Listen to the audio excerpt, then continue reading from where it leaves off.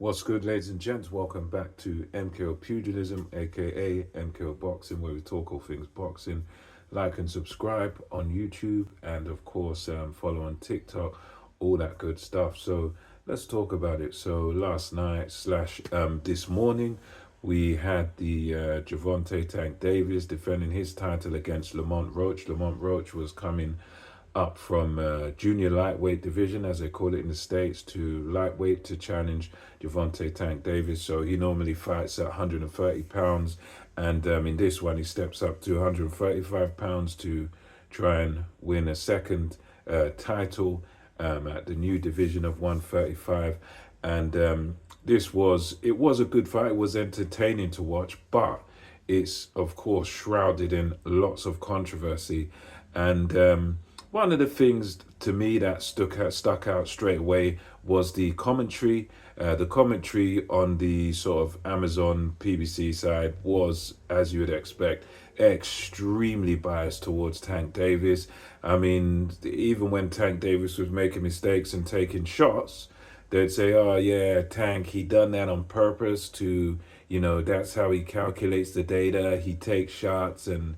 Oh, he's getting ready to throw a power shot, and they were so biased. It was just absolutely pathetic to listen to some of the stuff these guys were saying, because a lot of the time they're ignoring the good work that Lamont Roach was doing and ignoring the mistakes of Gervonta Tank Davis, and just sort of making up excuses for him.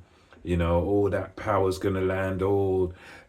Roach can't afford to make any mistakes because Tank's so powerful. But the funny thing was, in the fight, the only one that kind of got wobbled and got shaken, got hurt by a shot, noticeably, was Gervonta Tank Davis when Lamont Roach hurt him with a right hand. So if anyone got hurt in the fight, it wasn't this so-called great puncher Gervonta Tank Davis. It was Lamont Roach. And yeah, so the fight, it started off, it was very nip and tuck, I would say. The first couple of rounds, first 4 rounds or so, were quite nip and tuck. So Davis is always quite low output, makes a slow start. I would say Lamont Roach also started quite cautiously, but he did, he let his hands go. He threw some combinations in there and gave a good account of himself. You could sort of make an argument, maybe 2-2. And when it comes to the first 4 rounds, you could say maybe 2 to Davis, 2 to Roach. But it was quite close. There wasn't really that much in it.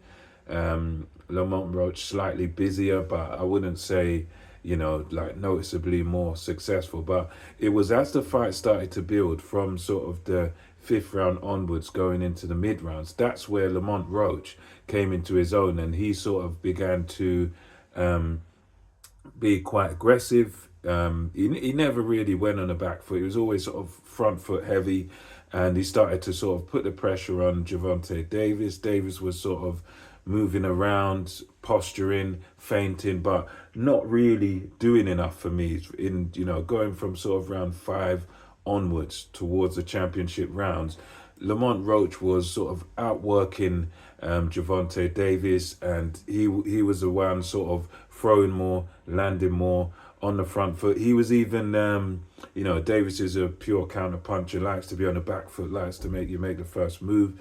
There were moments where Roach was making Tank have to make the first move, and also where even when he would get countered by a Tank, he would come on to him again with more shots. So he'd sometimes, Tank would try and counter him with something big. Sometimes Roach makes him miss. Other times, even when he's getting caught by Tank, he's catching Tank straight back. So he was winning the fight by sort of whatever Gervonta Davis did, he answers straight back. If Tank throws one, he's throwing 2 or 3 back. So he was sort of beating Davis on the activity. He was pushing him back, and that's not a surprise for Tank, because Gervonta Davis does like to be on the back foot. He does like to sort of let you come to him and just sort of catch you coming in. But Lamont Roach was quite clever. He was feinting. He was making Tank think. So he was making it more sort of quite difficult for Gervonta Davis to counter as he came in. So as the fight wore on, we saw much more volume from Lamont Roach. And for me, he was winning the rounds just based on activity, based on aggression, because Tank, yes, good boxer, slick boxer, but for me, compared to what Lamont Roach was doing, throwing a good volume of shots, Tank was just looking for that one perfect shot, and it never came. He just simply wasn't doing enough in this fight to really be winning. And as we got into the championship rounds, as we came mid to sort of late rounds, Tank did have a good, I would say, good sixth round and a good seventh round as well. That's one thing I'd give Tank. I think those two rounds, I think, yeah, they were quite clear. Tank sort of upped the volume, worked the body of Lamont Roach very well, landing combinations, and there wasn't that much of a reply from Roach in those two rounds. I think those were quite clear for Tank on in my view at least. But then as we went on into the fight, Lamont Roach had a second win, and he began to come on, and he began to land more combinations. And then there was even the big controversy in the fight with the knee, where Roach hits Tank with a shot, and then a couple of seconds later, it's like Tank kind of runs. He kind of moves across the ring and then kneels down on the floor, touches down with both gloves, and then just sort of gets up.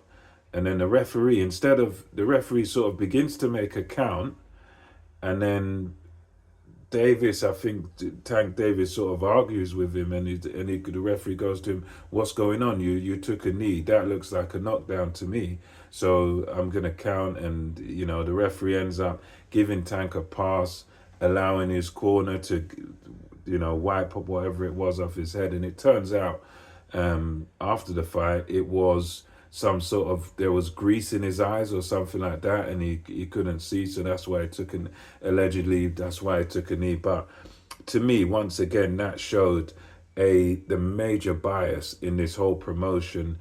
And even with the refereeing, the massive bias there, because in any normal circumstance, in any fight, the minute a boxer touches down, it's a count. You have to start counting. Even if they didn't get caught with a shot, as long as they touch down, the referee's meant to count. And this referee showed a clear bias towards Gervonta Davis by just talking to him and asking him, "Oh, what's going on?" and then allowing the fight to carry on after they wiped the grease off of his head. And then he talked to Tank again, saying, "Oh, next time it's going to be a knockdown, blah, blah, blah." But for me, that was, I wonder how much he paid that referee.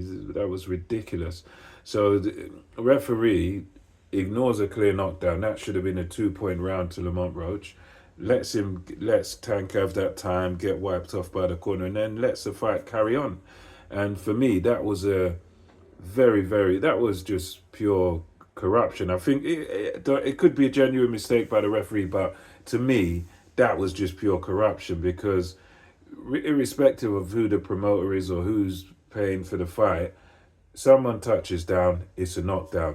So you can't, there's no way out of that. So he should have been, that should have been a 2-point round to Roach, but the referee gave Gervonta a chance and let him carry on. And then into the championship rounds, for me, again, it was Lamont Roach winning the fight on clearly again, because even the championship rounds, 11, he had a good round 11, and round 12, he had a slightly less active round 12, but Gervonta Davis didn't really do anything in round 12. Even as it was coming to the end, he was just sort of standing off of Lamont Roach as if he'd won the fight already. He was just standing off him. He wasn't doing much of anything in those especially the 12th round, but the 11th round as well. He wasn't really doing anything. So for me, going into the decision, I was pretty sure that this should have been a victory for Lamont Roach. He should be two-division world champion. But then you come to find out, scorecards read out, two scored it 114, a draw, and the other one scored it 113 to Gervonta Davis. And for me, that is absolute insanity. That's like they wrote the scorecards before they got there. But it was very, very poor on part of the referee. very biased towards Gervonta Davis, and he certainly did not deserve that draw. That Lamont Roach should be two division champion right now, but that's how it panned out. So majority draw, and how they scored it to Gervonta Tank Davis and not one of them scored it to Lamont Roach is beyond me. It's absolutely insane, and it's okay. The guy didn't lose the fight, but it's a robbery in the sense that he should be champion. And I also came to find out after the fight that 2 out of the 3 judges scored 5 of the first 6 rounds to Gervonta Tank Davis. And, again, ridiculous. That's absolute, that's just bias towards Davis, because no, he didn't. He didn't win 5 out of the first 6 rounds. I mean, as I say, you could maybe split them three each or something like that. If you want to be really generous to him, I wouldn't score it 4-2, but even that's more. But to give Gervonta Davis, basically nothing for the first, it's just ridiculous, and clear bias in towards the PBC, towards Tank Davis. That's how I felt about it. But let me know your thoughts on this in the comment section below. Until next time, it's MKO Boxing, over and out.